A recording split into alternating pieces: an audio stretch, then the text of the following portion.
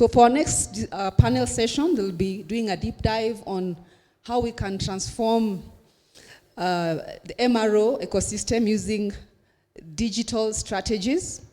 Please welcome the Secretary General of AFRAA, who will moderate this session, Mr. Abderrahmane Berté. I invite my panelists as well. Our first panelist, he turns digital strategy into real-world operational impact. Gobena Oluka, who is the Director, Aircraft Engineering and Planning at Ethiopian Airlines. Welcome on stage.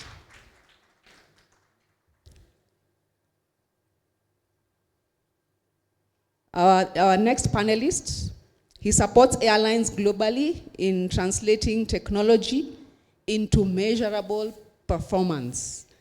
From one of our OEMs, Embraer, Mr. Sergio Mura, Customer Support and Service Sales, Latin America, Europe, Middle East, Asia, and Africa. That's quite a mouthful. Welcome on stage. Our third panelist brings a commercial lens to digital transformation where innovation must deliver value. From South African Airways Technical, Mr. Luyolo Ndloana, Head of Department Commercial. Mr. Luyolo, welcome on stage. We had another panelist from one of our partners, Airbus. Unfortunately, due to unforeseen circumstances, he could not join us, and that was Mr. Stéphane Colombier. We wish him a quick recovery. So I'll leave it over to you, Abderrahmane, to moderate the session. Thank you, Maureen. Good morning, everyone. So this panel is about digital transformation. Africa's aviation market is expanding rapidly, placing increasing pressure on maintenance, repair, and overall capabilities and capacity across the African continent. At the same time, the aviation industry globally is undergoing a major transformation driven by digital technologies such as predictive maintenance, big data, and artificial intelligence. Why digital transformation matters for African MROs? Digital transformation directly impacts profitability, reliability, and competitiveness. These technologies have the potential to significantly improve cost reduction, operational efficiency, reliability, safety, and compliance. However, there are two important questions which remain. Where do Africa's MROs stand today? How can these technologies be effectively tailored to African operating environments? To respond to these questions, today's panel brings together representatives from aircraft manufacturers and African operators to explore what digital transformation means in practice for the African MRO ecosystem. Our theme is Global Trends and African Realities, Predictive Maintenance, Big Data, and AI in African operation. I will start with my right panelist. Can you just in a few words introduce yourself and at the same time respond to the first question? Where can digital technologies deliver the most immediate operational benefits for African airlines and MRO providers today? Thank you very much, and Mr. Perte. And thank you very much to the audience. And I think I need to confess before I even introduce myself. Yesterday, I could not resist the temptation of wanting to intervene in all the topics that were here, because they all cut across digital transformation and as a medium of their solutions. But I'm based in South Africa. I'm the head of marketing and sales at South African Airways Technical. Generally, on my day-to-day work, I interact a lot with South African MROs across the continent, and MROs and airline operators across the whole continent and beyond. Now, digital transformation, it is prudent that it's something that is going to live with us. And I think there's a lot of publications and papers that have come out in the past 3 months that are talking about the importance of digital transformation. And I think we've made it very obvious throughout these panels that we understand now that our cost-cutting measures, our reliability, our predictability of operations, cost-cutting is going to be embedded around this digital transformation. Now, how do we bring value as MROs? Our basic mandate in the aviation value chain is to ensure that airlines are operating in a very efficient, safe, reliable environment. And that's where this starts. Now, how do we deliver these digital transformations? Now, this is a phenomenon that we need to all accept, that digital transformation is going to be embedded around our own digital backbones. We've got to centralize, create systems that are going to centralize and have full visibility on all our key areas. What affects the efficiency or inefficiencies of operators? Yesterday, I think there was strong talk about the unavailability of spares or visibility and transparency on spares. Digital transformation cuts across that. It is going to give us that visibility. But it does not only give you that visibility, but it integrates it throughout the value chain, from OEM to MROs to operators, and it gives certainty. And that's how we're going to be able to give this predictability. But more so, once we are able to have this clear visibility, we're going to be able to guarantee the cost effect of this. And those who know the inventory management and supply chain, the scarcity of a component goes by a minute. And that scarcity influences the cost. And if we are unable to track and have visibility on that point, then we are unable to deliver the value of managing cost to our operators. I'll leave it there for my colleague. Yes, thank you very much, Luyolo. Let me ask now Mr. Gobena of the same question. Do I repeat or it's okay? Please introduce yourself, and the question is... Okay, thank you very much, Mr. Berte. I'm Gobena, Director of Aircraft Engineering and Planning at Ethiopian Airlines. Greetings to audiences again. I can say actually on this. So in digital technology, what matters here is how the digital technology is advancing is not matter here in our ecosystem. What matters is how we are going to utilize this system. So just to say one thing, I'm not sure how many MROs has faced aircraft redeliveries, and I'm not sure if everyone has redelivered those aircrafts on time. The issue of the system is the fragmented paper system, which is not reliable and not complete, not accurate, and most of the time we are facing the reworks. So in this area, we have to start on how we can digitalize our record systems so that we can have the integrated system that can tell us the aircraft aircraft parts from birth to grave. That means up to the final life of the components, so that we can easily trace them to redeliver those parts and aircraft or engine on time.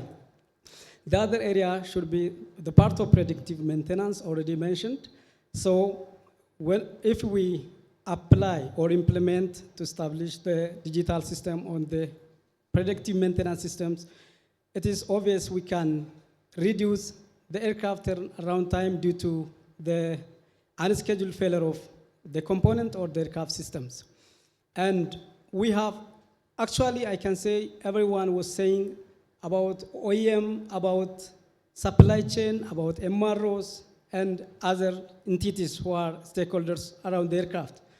So we have to have planned integrated systems to implement the AI and the digital system, so that each system can read each other to make us effective in terms of turnaround time and cost benefit.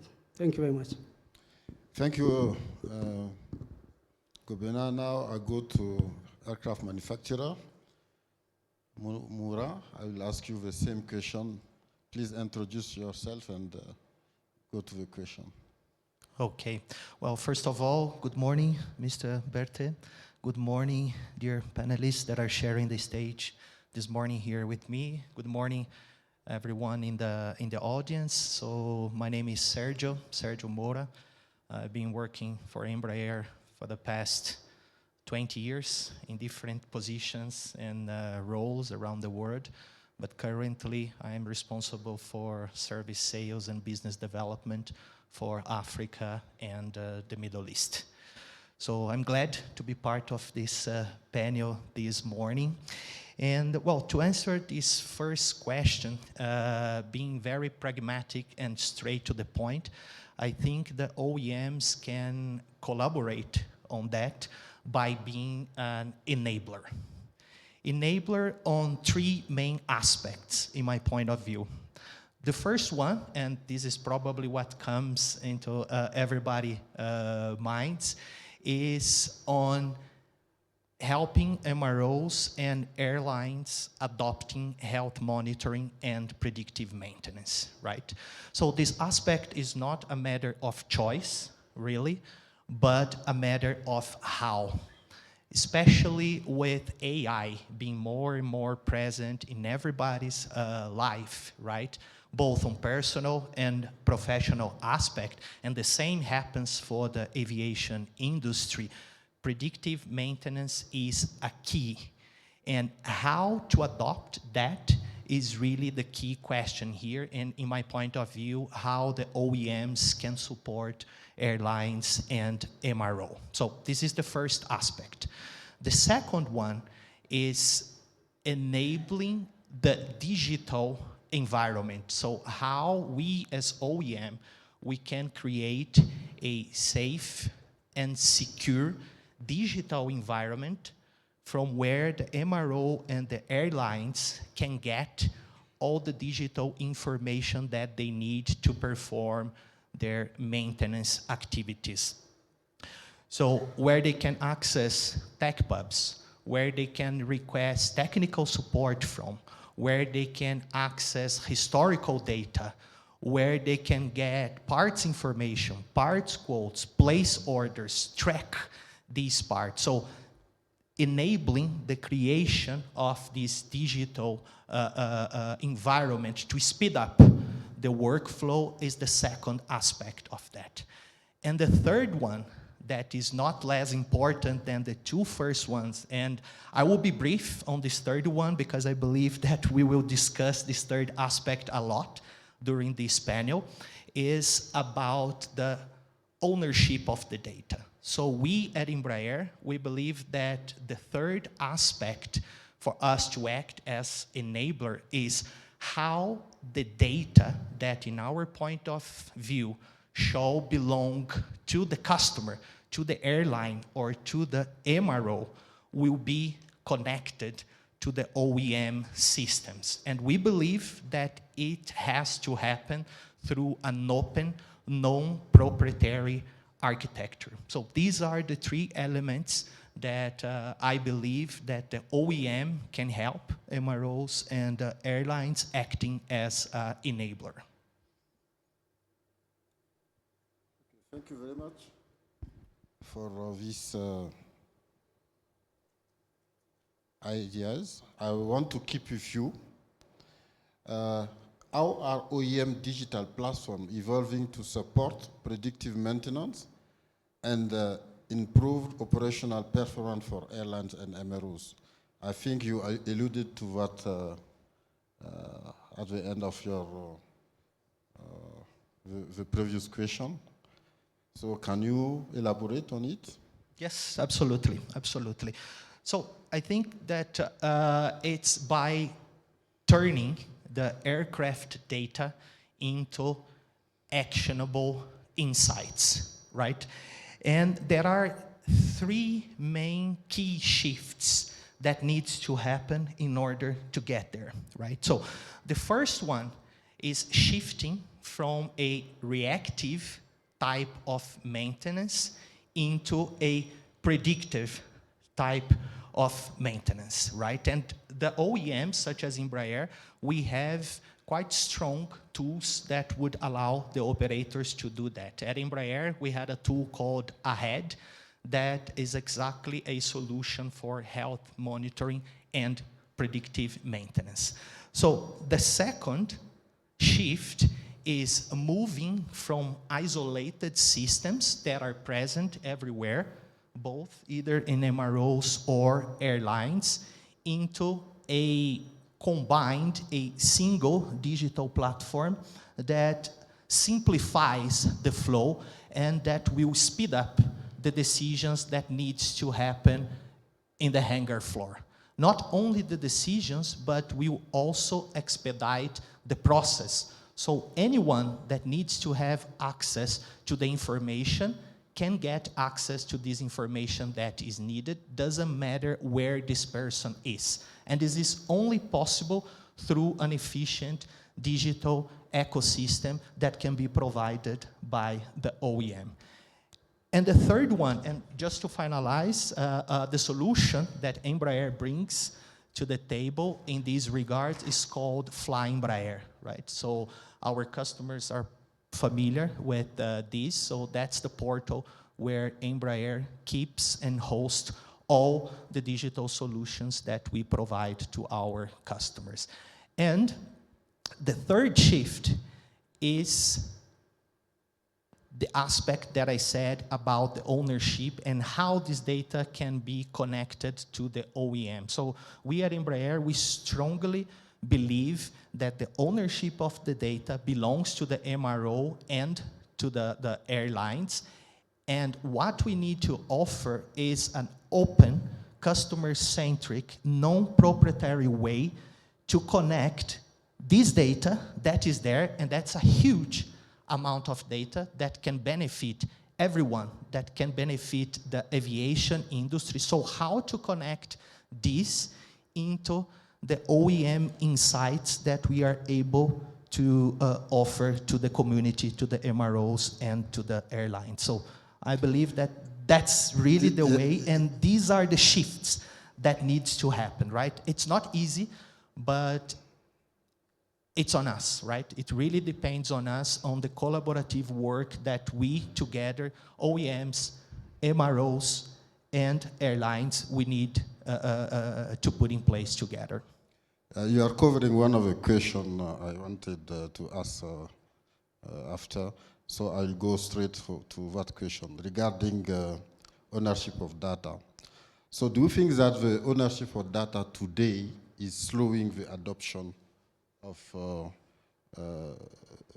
new technologies, digital transformation? Well, that's an interesting point, and I was waiting for this type of debate, right? So ownership of the data is always a point of concern whenever we talk about sharing data, about digital transformation, right? And I believe this is a misunderstood aspect in the aviation industry, right? In my point of view, it's clear that the airlines, they owns the operational data that they generate. The OEMs, such as Embraer, Airbus, Boeing, and others, we own the design IP, the certification information, right? The algorithms. And the MROs, they owns the execution data, right? The reliability portion of the data. So for me, it's very clear that these are the owners of this type of data. So the discussion here is not really about the ownership of the data, but how this data can be shared, right? And this is all about trust. Okay. And for sure, this matter, this debate of So ownership. let me ask them. Yeah, and just to answer specifically your question, Mr. Berthe, for sure, this discussion about ownership, it has slowed down the implementation. Basically, because the focus shouldn't be there, but how we can better manage the access to this data. So, Liola, are you ready to share those data? And for your perspective, and what are the biggest barriers to adopting digital maintenance technology? Great. I'm actually smiling because my colleague is starting a very pertinent point around the evolution of AI as a movement. We're working with a system that's highly reliant on data.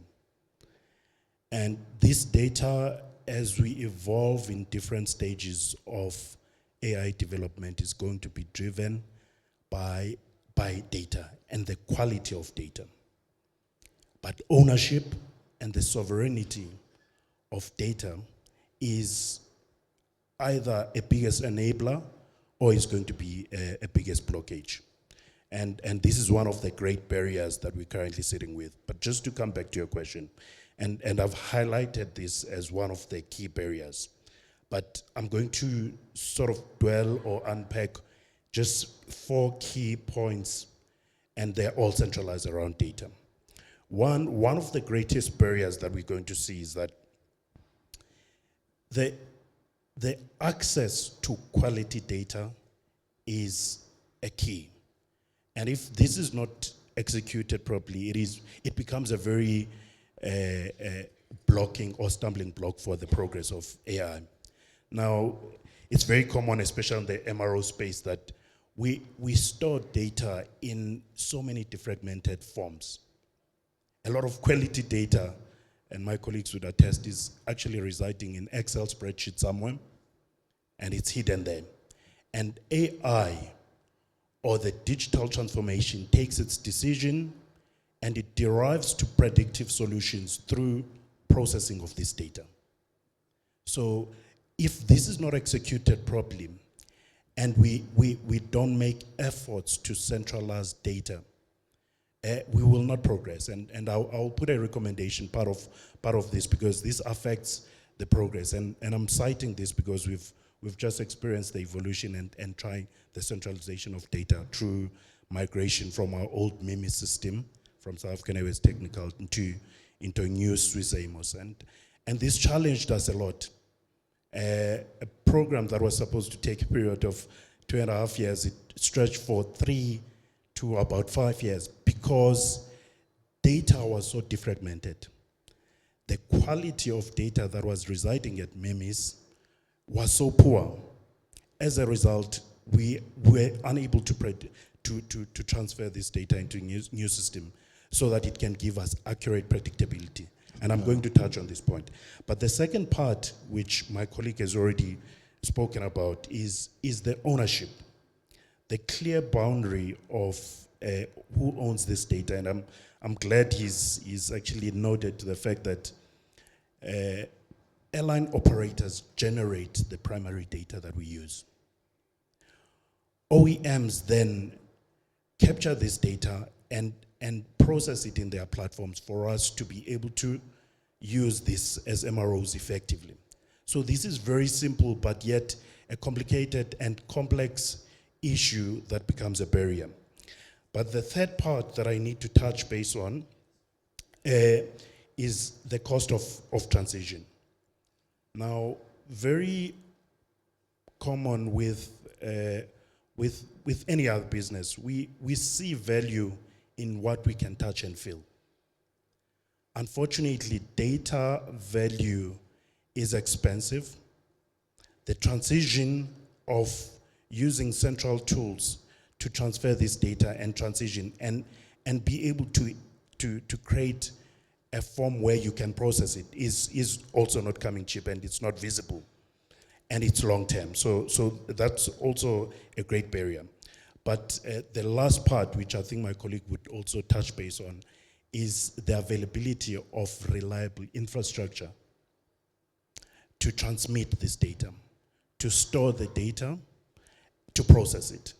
All right, and I think that's one of the touching point. I think the last part, before I forget, because yesterday we touched a lot on this, is the skill that we have within our continent to execute that. I'll come to that. All right, thank okay, you. so Mr. Gobena, do you have anything to add on what he has said regarding the previous question, the barriers? Okay. Thank you again. Of course, my friend already said a lot of it. Yeah. So the main barriers is, in addition to data quality, we have to make sure we have data availability is another big issue. So unless we know where we are, we cannot understand when we are to go. So the data availability and quality, the key point that we have to address when we have to transform the systems into the digital systems. And our readiness in terms of skills also matters. It is one point I can add. Thank you. Okay. So let us go to skills now. I'll come back to you. You wanted to talk about it. What skills and organizational changes are just as important as technology when implementing AI-driven maintenance solutions in Africa? Thank you very much, Doctor.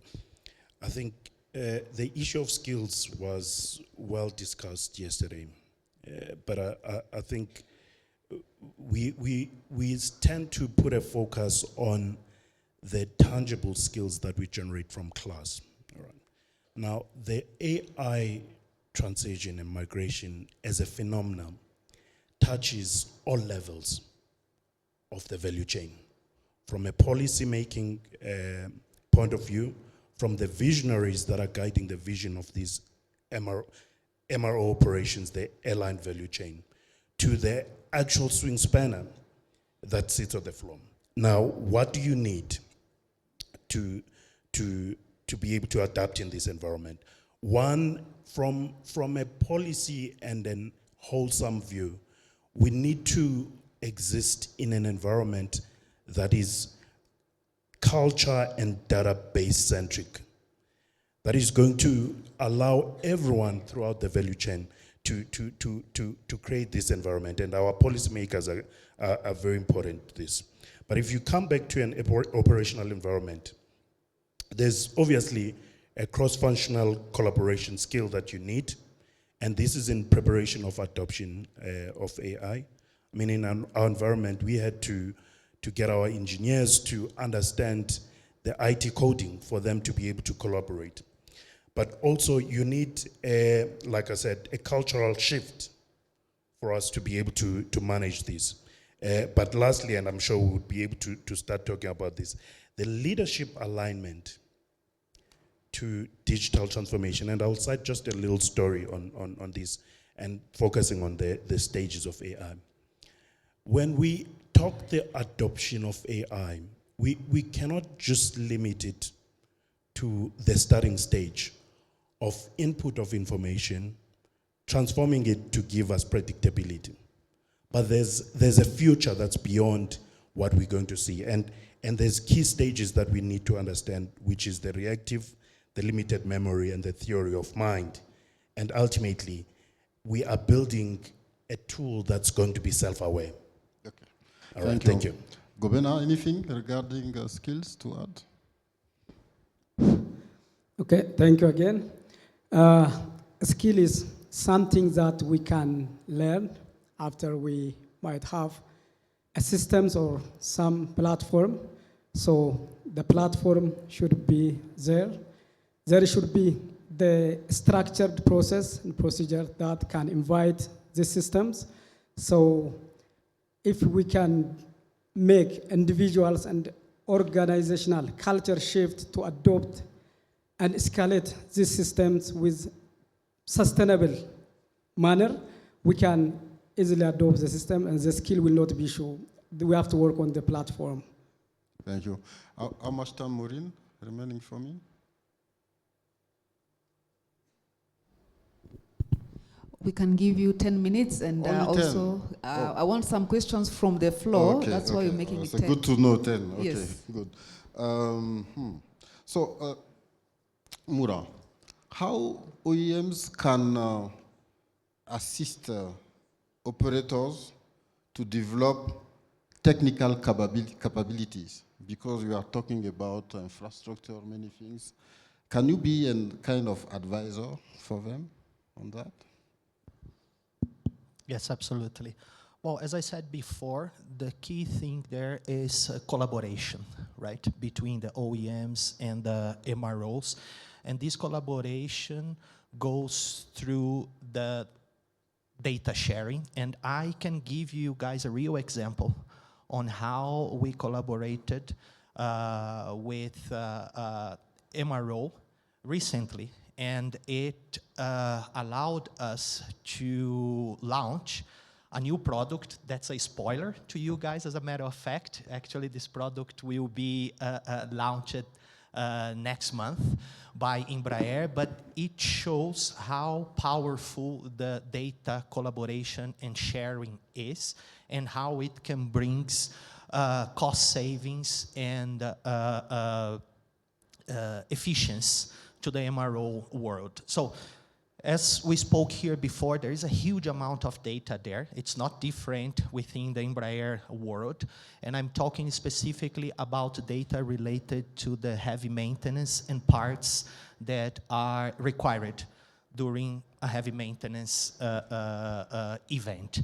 So we, at Embraer, we have access to a huge amount of data that comes from our own service center, as well as data shared by MROs that are part of the Embraer MRO network. Yeah. So we started digging into this data, applying AI to that, and of course we expanded this to the airlines that are also performing heavy maintenance in-house, to be able to correlate all the parts demand to a task level, tasks performed during a heavy maintenance. So by doing this, we are now able to provide to the airlines as well, and mainly to the MROs, customized specific spare parts recommendation in advance for each and every aircraft that has a maintenance event planned for the upcoming future. So by getting this data from the MROs, from the airlines, working on that as an OEM, we are able to give them a recommendation, as I said, at the task level. So we go beyond B1, C1, B2, C2, B3 check. That is really generic, right? That could lead us to give a recommendation, but that is not real effective. But it gave us the chance to go down to the task level. And then by doing this, we can determine thresholds at the level that, okay, so these are the parts that were demanded as finding whenever the MRO did this task at 60%, 70%, 50%, and then we can agree with the MRO what is the threshold they can buy these parts in advance. So it saves money, it makes them more effective, right? It helps them to turn around the aircraft in a much faster way, right? And it allows us to better plan ourselves for the parts demand instead of waiting until the last minute and then an AOG comes and then this is a chaos for everyone, right? So this is a practical example about this. Mr. Liola, you talk about the cost of transition, right? So how can airline MROs justify investment given the current financial pressures, the cost of investment for transformation? Correct, yeah. No, that's very good. I think in my insight about the cost of transition is where and how do we realize the value? Now, there's three things that data transformation is going to afford us, and ultimately AI. One of the obvious and the biggest thing is that it's going to save us time because we are able to execute in a very short space, and it's very, it impels us to follow the discipline of execution, which again, it's a topic that everyone was talking about, that we should not just talk about these things, but which the value of doing things is in doing. Now, there's other three very important things. AI is going to give us a very clear and visible cost avoidance motive. So the value of execution is going to come on cost avoidance almost immediately. The cost compression, which gets married to cost avoidance. One benefit that I can tell you that came through our migration and centralization of our data was through management of revenue leakages. Leakages that we absolutely had no sight of when we had not consolidated data.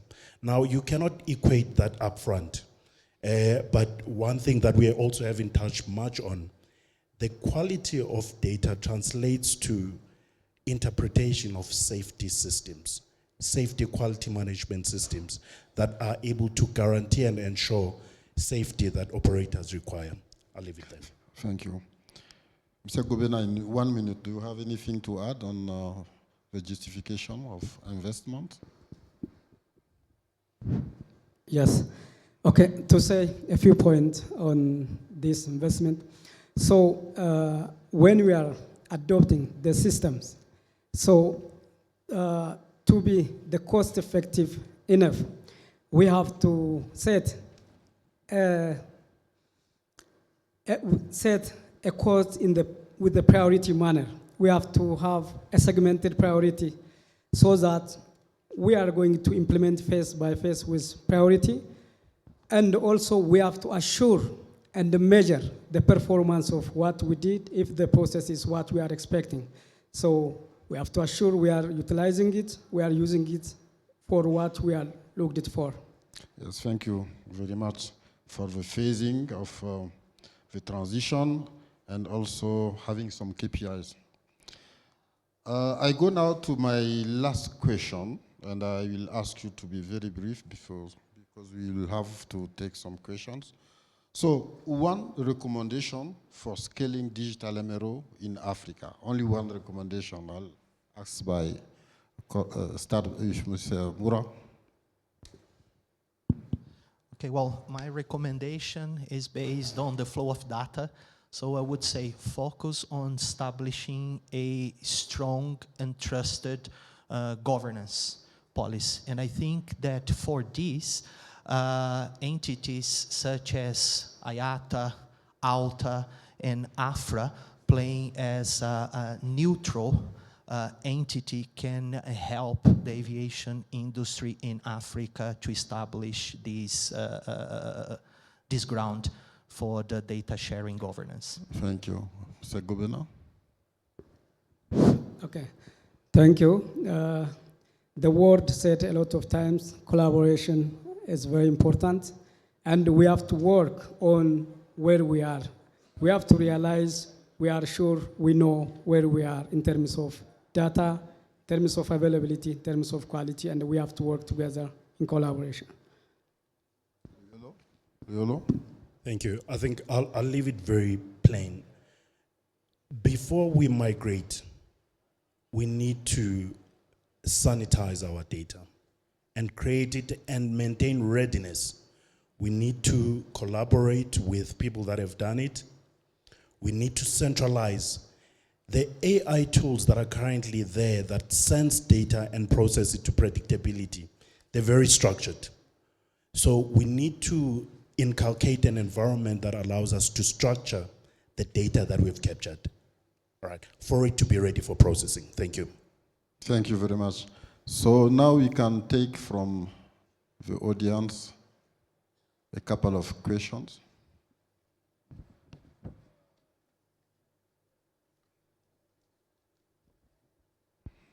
I'm sure my friend Camille have question, no?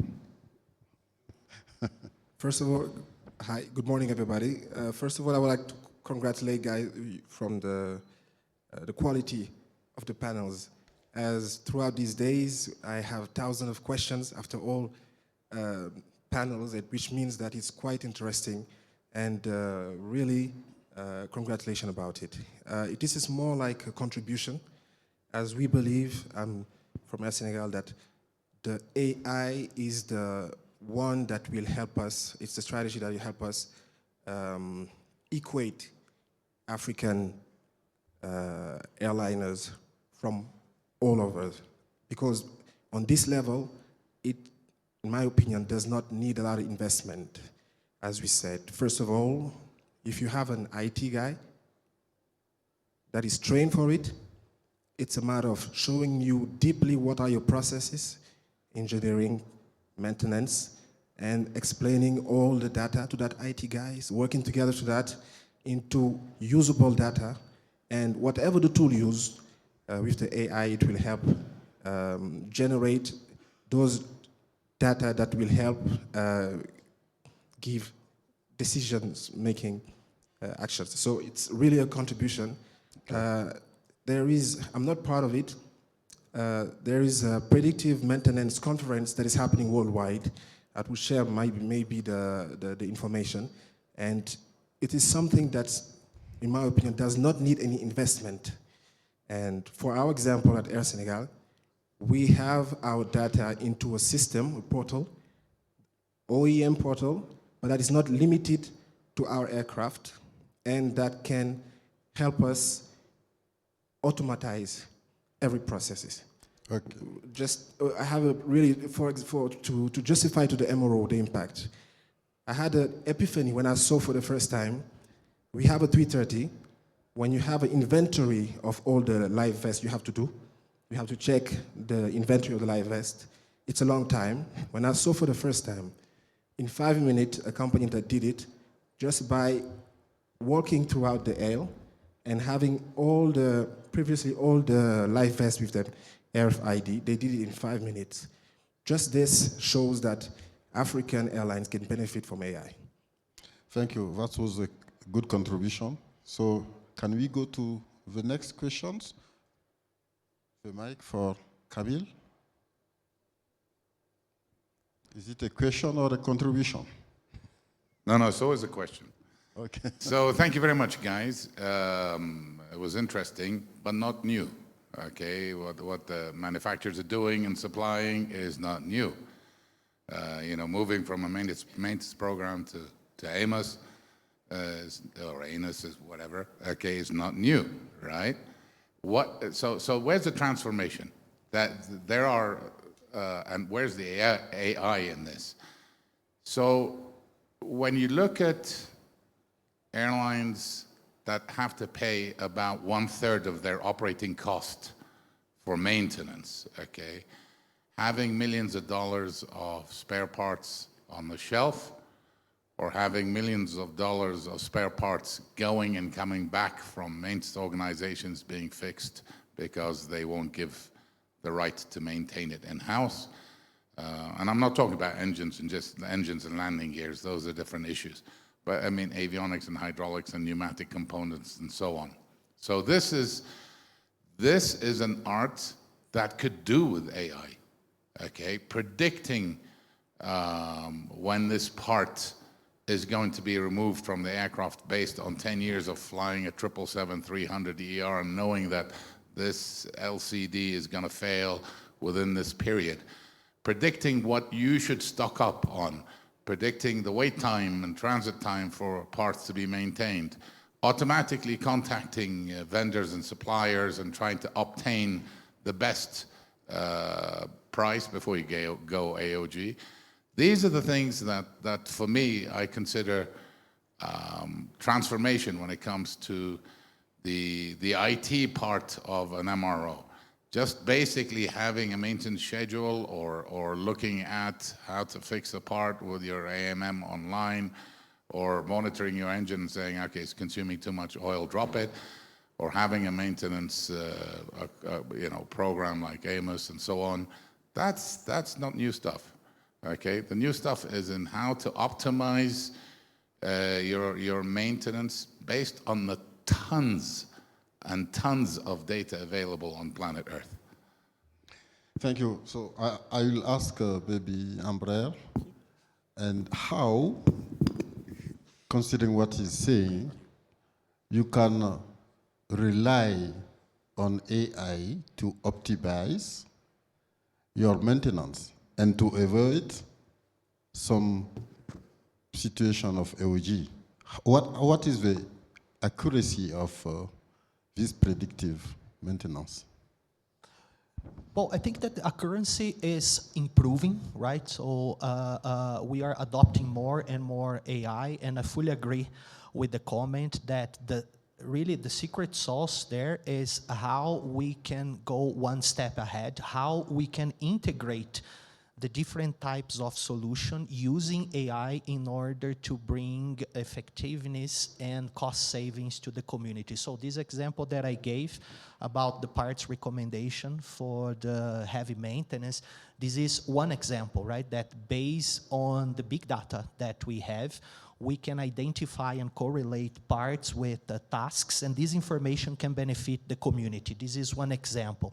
The second one, so the OEMs, they offer different types of components solutions, right? Where we provide the components, so we make available the components combined to the repair, but how can we connect the health monitoring systems that can identify failures, and it can automatically trigger the warehouse in order to expedite a part, in order to accelerate the waiting time or to reduce the waiting time, in order to reduce the AOG time, in order to make more effective the troubleshooting. So these types of connections of different isolated initiatives is the way that I see that AI can help all of us. Are we there as OEMs? Not yet. But that's the goal. That's the ultimate goal that we all have. Not only Embraer, but I can pretty sure say on behalf of the other OEMs. I'll ask also the operator to maybe respond to that question about using predictive maintenance to optimize. Okay, still, thank you very much for the question. So still the matter need to work together with the OEM.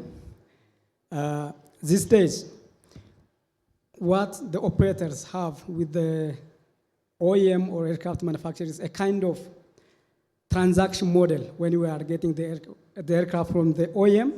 So to adopt this AI and digital systems, this transaction model of the asset transfer supposed to be changed to the realistic partnership on how to have these digital ecosystems. So anytime when the OEM changes the part on the aircraft, we are going to wait sometimes to get that part and then revise. And we are passing through a lot of reworks. So this needs a kind of collaboration between OEM and OEM interests and our internal capability as well. Thank you. Diola? Correct, and I think I fully agree. There's mechanisms that we're going to have, that we're going to see, and I'll cite a very clean example, for instance, where we have your e-tech log system, where at the point of rectifying a snag, a technician right immediately is able to log the item at at the point of repair, and it immediately transmit the information directly into our central warehouse, into our MCC. MCC already distributes the information directly to order the materials that we're going to be requiring. But all of this transition requires us to perfect the basics. Because if you've wrong information, you've got wrong part numbers that are stored in aircraft, you've got all of this, you are unable to transition this information very effectively. So mine for this, whilst we must chase AI transformation and its effectiveness, we need to perfect the basics. Thank you very much. So we are coming to the end of this panel. Let me just put some takeaways. Paper-based maintenance is no longer sustainable. Digital is no longer a support function. It is a backbone for the performance of our operators. Without digital MRO capacity, fleet growth will become a bottleneck. Skills development is as important as technology investment. And there are three things important from this panel we got: the flow of data and governance, the collaboration, data sharing, and the quality of data, centralization, and integration. Thank you very much. Thank you very much, Abderrahman and our able panelists, for discussing a deep dive into digital transformation in the MRO business. We want to take a group photo and another round of applause for them.